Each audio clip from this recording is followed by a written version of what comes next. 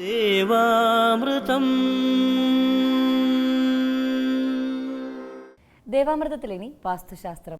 ദേവാമൃതം. വാസ്തു ജ്യോതിഷപരമായ പ്രശ്നപരിഹാരങ്ങൾ നമുക്ക് നിർദ്ദേശിച്ചു തരുവാനായി പ്രമുഖ വാസ്തു ജ്യോതിഷ ആചാര്യൻ ശ്രീ ഡെന്നിസ് ജോ എത്തിച്ചേർന്നിട്ടുണ്ട്. വളരെ സ്നേഹാദരങ്ങളോടെ അദ്ദേഹത്തെ നമുക്ക് നമ്മുടെ അദ്ദേഹത്തിലേക്ക് സ്വാഗതം ചെയ്യാം. നമസ്കാരം. ഇന്നത്തെ കത്തിലേക്ക് ബഹുമാനനായ ഡെന്നിസ് ജോയ് സാറിന് ഞാൻ മൂവാറ്റുപുഴയ്ക്കടുത്ത് നിന്നും എഴുതുന്ന കത്താണിത്. ഇവിടെ 12 സെൻറ്റ് സ്ഥലത്ത് വീട് പണിത് താമസിക്കുകയായിരുന്നു. ഇപ്പോൾ റോഡ് വീതി കൂട്ടാനായി സ്ഥലമെടുത്തപ്പോൾ വീടിൻ്റെ തെക്ക് കിഴക്ക് ഭാഗം ഛേദിച്ചു കളയേണ്ടി വന്നു. കൂടാതെ വീടിൻ്റെ അടുക്കള മാറ്റി പണിയേണ്ടിയും വന്നു. ഇതിനുശേഷം ആകെ പ്രയാസത്തിലാണ്. സാമ്പത്തിക നഷ്ടങ്ങൾ അടിക്കടി വന്നുകൊണ്ടേയിരിക്കുന്നു. ഈ വീടിന് വാസ്തു സംബന്ധമായ ദോഷങ്ങളുണ്ടോ? ദയവായി മറുപടി തരണമെന്നാണ് പറഞ്ഞിരിക്കുന്നത്. ഇത് ശരിക്കും നമ്മുടെ തെക്കോട് ദർശനമായിട്ടുള്ള വീടാണ്.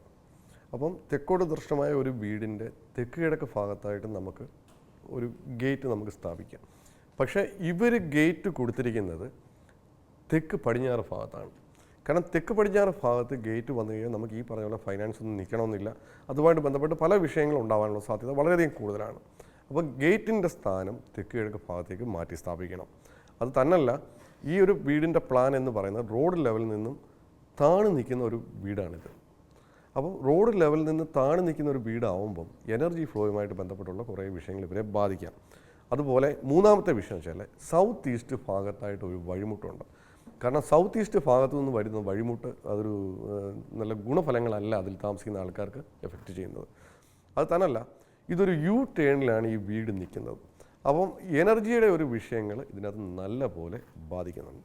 കാരണം നോർത്ത് ഈസ്റ്റ് ഭാഗവും സൗത്ത് ഈസ്റ്റ് ഭാഗവും ഇതിനകത്ത് റൗണ്ടായിപ്പോയി. അപ്പം ഇവരുടെ പ്ലോട്ട് എടുക്കുന്ന സമയത്തും ഇതിൻ്റെ നോർത്ത് ഈസ്റ്റ് ഭാഗവും സൗത്ത് ഈസ്റ്റ് ഭാഗവും റൗണ്ടാണ്, അതായത് യു ഷേപ്പാണ്.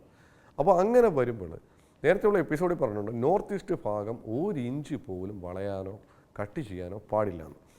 അതുപോലെ വീടിൻ്റെ സൗത്ത് വെസ്റ്റ് ഭാഗവും ഇതിനകത്ത് മിസ്സിംഗ് ആയിട്ടുണ്ട്. സൗത്ത് വെസ്റ്റ് ഭാഗത്തായിട്ട് ഒരു കാർ പോർച്ച് വരുന്നുണ്ട്.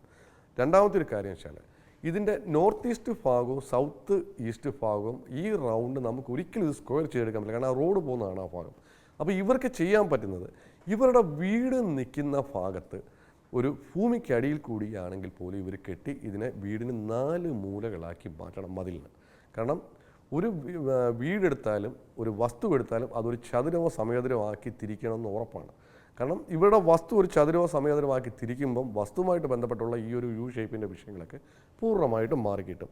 അതുപോലെ സ്ഥലത്തിന് നല്ല ദോഷം കാണുന്നുണ്ട്. അതിന് വേണ്ടുന്ന പരിഹാരങ്ങൾ ഏതെങ്കിലും ഒരു കർമ്മിയെ കൊണ്ട് ചെയ്യിപ്പിക്കണം. ആറാമത്തെ ഒരു വിഷയം വെച്ചാൽ ഈ വീടിൻ്റെ നോർത്ത് വെസ്റ്റ് ഭാഗത്തായിട്ട് ഒരു കിണർ കാണുന്നുണ്ട്. കാരണം വടക്ക് പടിഞ്ഞാറ് ഭാഗത്തായിട്ട് വെള്ളം കെട്ടിക്കിടക്കുന്ന കിണറോ സെപ്റ്റി ടാങ്കോ വാട്ടർ ടാങ്കോ മറ്റെന്തെങ്കിലും വന്നാൽ ആ വീട്ടിൽ താമസിക്കുമ്പോൾ സാമ്പത്തികപരമായിട്ട് വളരെയധികം ബുദ്ധിമുട്ട് പോകും. കാരണം എത്ര പൈസ കിട്ടിയാലും നമുക്ക് തികയാത്ത അവസ്ഥ വരാം. അത് തന്നെയല്ല, ഒരാളെ പരിചയപ്പെട്ടാൽ ഒരു 2 3 4 ദിവസത്തിനകം ഒന്നിൽ അവർ പിണങ്ങും, അല്ലെങ്കിൽ ഇദ്ദേഹം പിണങ്ങും. എന്തായാലും ആൾക്കാരുമായിട്ടുള്ള ശത്രുതയും ബന്ധുക്കളുമായിട്ടെല്ലാം പിണക്കങ്ങളും ഒക്കെ ആവാനുള്ള സാധ്യത വളരെയധികം കൂടുതലാണ്. അത് കൂടാതെ ഇതിൻ്റെ കിഴക്ക് വടക്ക് ഭാഗത്തായിട്ട് ഒരു കിണർ ഇവർ കൊടുത്തിട്ടുണ്ട്. ഈ 2 കിണറൂടെ വരുമ്പോൾ ഇതിനകത്ത് കണ്ണുനീര് തോഴാൻ പറ്റാത്ത അവസ്ഥയിലേക്ക് മാറും. കാരണം സാമ്പത്തികപരമായിട്ടായാലും മറ്റെന്തെങ്കിലും രീതിയിലാണെങ്കിലും എന്നും മാനസിക പ്രയാസങ്ങൾ ഇവരെ അലട്ടിക്കൊണ്ടേയിരിക്കും. ഇതിൽ വടക്ക് പടിഞ്ഞാറ് ഭാഗത്തുള്ള കിണർ ഇവർ മൂടിക്കളഞ്ഞ് കിഴക്ക് വടക്ക് ഭാഗത്തുള്ള കിണർ ഉപയോഗിക്കുന്നതായിരിക്കും ഇവർക്ക് എപ്പോഴും നല്ലത്. കാരണം വെള്ളത്തിന് പ്രശ്നമുണ്ടോ എന്ന് നമുക്കറിയില്ല. ചില ഏരിയയിലൊക്കെ ചില സ്ഥലങ്ങളിൽ വെള്ളത്തിന് പ്രശ്നമുള്ള സ്ഥലമുണ്ട്. കാരണം ചിലപ്പം വെള്ളത്തിന് എന്തെങ്കിലും ചൊവ്വയോ അങ്ങനെയൊക്കെ ഉണ്ട്. ഇനി ഈ ഒരു കാര്യങ്ങൾ ഇവർ ചെയ്യുമ്പം ഫൈനാൻസുമായിട്ട് ബന്ധപ്പെട്ടുള്ള വിഷയങ്ങൾ പൂർണ്ണമായിട്ടും മാറും. അതുപോലെ സൗത്ത് വെസ്റ്റ് ഭാഗത്തായിട്ട് ഒരു കാർ പോർച്ച് വരുന്നുണ്ട്. കാർ പോർച്ച് വരുന്നത് തന്നെയല്ല, ആ ഒരു കോർണർ മിസ്സിംഗ് ആയിട്ടാണ് കാണുന്നത്. കാരണം ഇവർക്ക് ചെയ്യാൻ പറ്റുന്നത് ഈ ഒരു ഭാഗം ഭൂമിക്കടിയിൽ കൂടി ഒരു ബേസിക് ഫൗണ്ടേഷൻ കെട്ടിയെടുത്ത് അതൊരു മുറിയാക്കി തിരിക്കുകയാണെങ്കിൽ ഇവർക്ക് ഒന്നുകൂടെ നല്ലതാണ്. കാർ പോർച്ച് ഈ പറഞ്ഞ പോലെ വടക്ക് പടിഞ്ഞാറ് ഭാഗത്തോട്ട് മാറ്റി സ്ഥാപിക്കുകയായിരിക്കും കുറച്ചുകൂടെ ബെറ്റർ. കാരണം തെക്ക് പടിഞ്ഞാറ് ഭാഗത്തായിട്ടൊക്കെ കാർ പോർച്ച് വന്നു കഴിഞ്ഞാൽ അതിനകത്ത് വാഹനങ്ങളൊക്കെ പാർക്ക് ചെയ്താൽ ഏതെങ്കിലും രീതിയിൽ വാഹനങ്ങൾക്ക് വേണ്ടി അമിത ചെലവുകളും അല്ലെങ്കിൽ തട്ടോ മുട്ടോ ഒക്കെ വരാനുള്ള സാധ്യത വളരെയധികം കൂടുതലാണ്. അതിൻ്റെ കൂടെ കന്നിമൂല കോർണർ മിസ്സിംഗ് ആയിട്ടാണ് ഇവർ കാർ പോർച്ച് കൊടുത്തിരിക്കുന്നത്. അപ്പം അതുകൊണ്ടുള്ള ദോഷങ്ങൾ മാറണമെങ്കിൽ കാർ പോർച്ചിൻ്റെ സ്ഥാനം മാറ്റുന്നതായിരിക്കും കുറച്ചുകൂടെ ബെറ്റർ. അത് തന്നല്ല, ഈ ഒരു ഭാഗം ഭൂമിക്കടിയിൽ കൂടെ സ്കോർ ചെയ്തെടുക്കുക.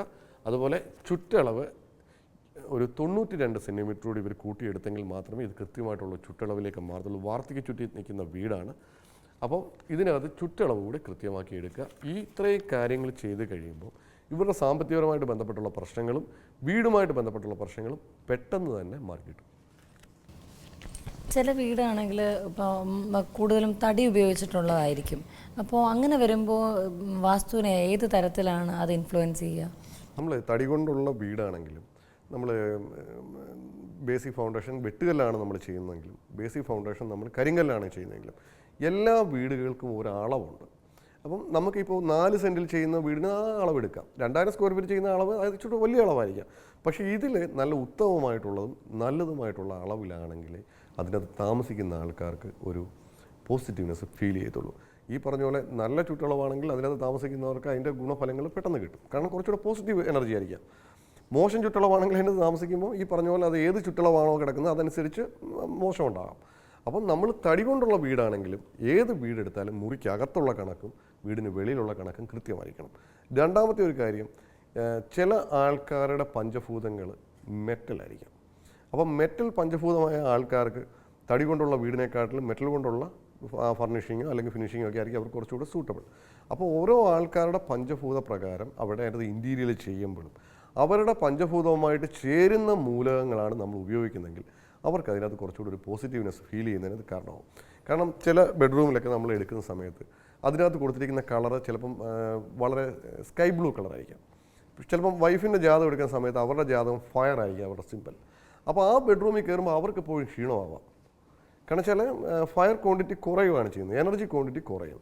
അപ്പം ഈ പറഞ്ഞ പോലെ ഭാര്യയും ഭർത്താവിൻ്റെയും ജാതക പ്രകാരം 2 പേർക്കും ചേരുന്ന ഒരു പഞ്ചഭൂതങ്ങളാണ് നമ്മൾ അപ്ലൈ ചെയ്യുന്നതെങ്കിൽ അതിനകത്ത് താമസിക്കുന്ന ദമ്പതികൾക്കാണെങ്കിലും മറ്റാൾക്കാർക്കാണെന്നുണ്ടെങ്കിലും കൂടുതൽ പോസിറ്റീവ്നെസ് ഫീൽ ചെയ്യുന്നതിന് അത് ഇടയാവും.